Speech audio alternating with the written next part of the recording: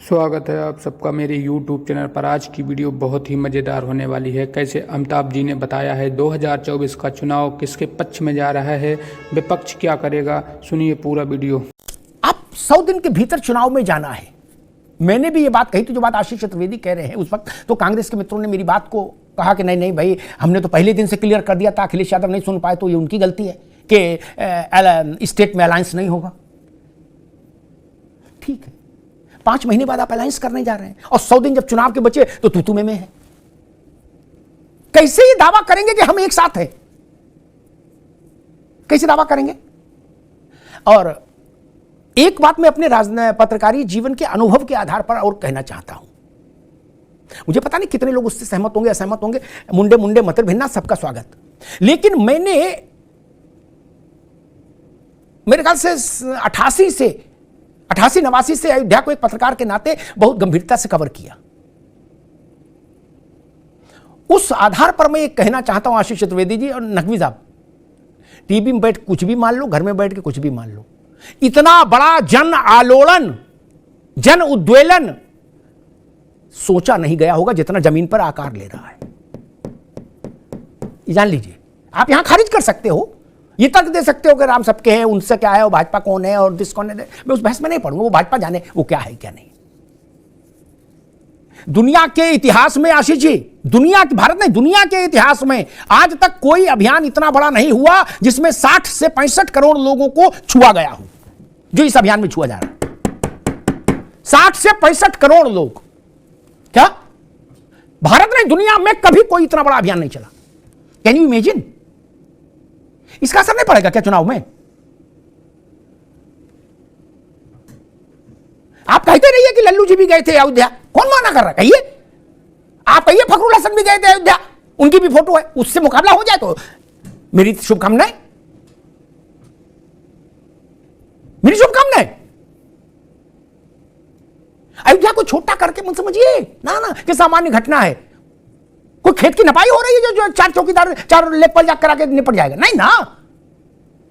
और एक और बात है, मुझे लगता है ऐसा कि हो सकता है 22 जनवरी के बाद जब अयोध्या में रामलला की नव्य मूर्ति का प्राण प्रतिष्ठा समारोह हो जाए और 23 से जनता के लिए खुल जाए, जो अभी मूर्ति है ना रामलला की, नावेद बाबू, जिसकी पूजा अभी हो रही है, 1949 से तो हो ही रही है, उस मूर्ति का हो सकता है भारत में दर्शन यात्रा आयोजित की जाए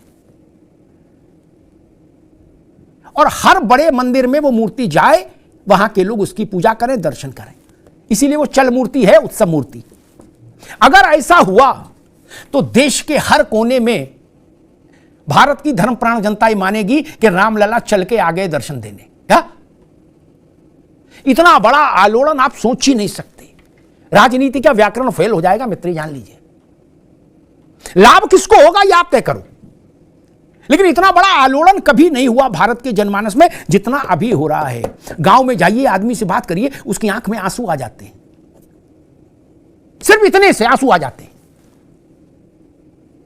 और एक बात जो इकबाल अंसारी साहब ने कही, उस पर मैं बात खत्म कर दूंगा। मेरे ख्याल से हिलाल भाई को उस बात पर, कांग्रेस को चिंतन करना चाहिए और मुलायम सिंह की पार्टी को भी चिंतन करना चाहिए। बहन जी की तो खैर लीले न्यारी है। इकबाल अंसारी ने क्या कहा नावेश को? इकबाल अंसारी ने कहा कि जो अयोध्या में अभी हुआ 6-6, 8-8, 10-10 लेन की सड़कें, बढ़िया एयरपोर्ट, रेलवे स्टेशन और तमाम जो सैकड़ों चीजें, मेडिकल कॉलेज, दिस दैट, बोले ये तो पहले भी हो सकता था, इसमें कोई रोक थी क्या?